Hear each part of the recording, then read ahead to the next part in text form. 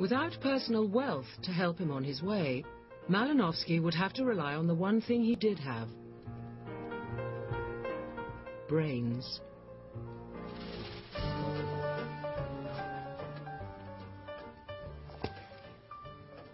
I'm determined that I shall be accepted into this aristocracy.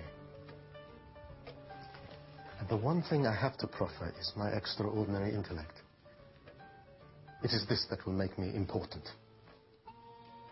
I shall be an eminent scholar.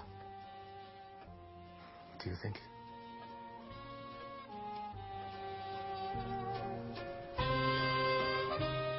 His brains took him to the London School of Economics, where he plumped for the little understood subject of anthropology. It means literally the study of man.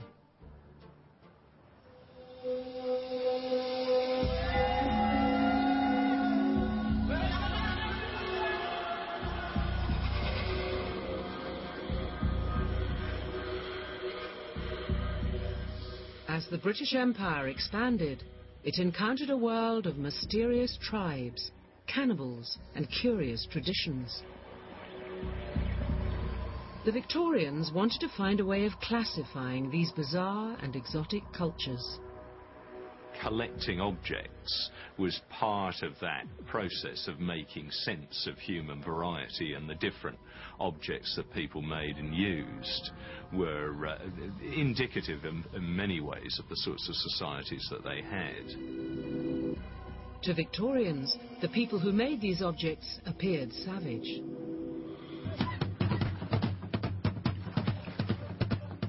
And what's more, these savages performed magic, tattooed their bodies, and even practiced promiscuous sex.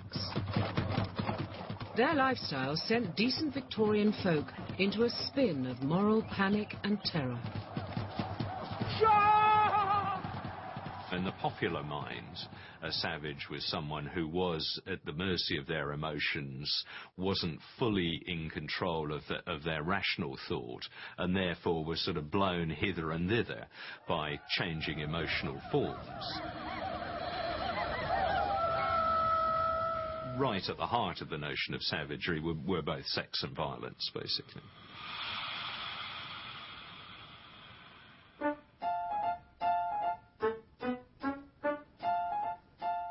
The study of these savages and everything they did was anthropology.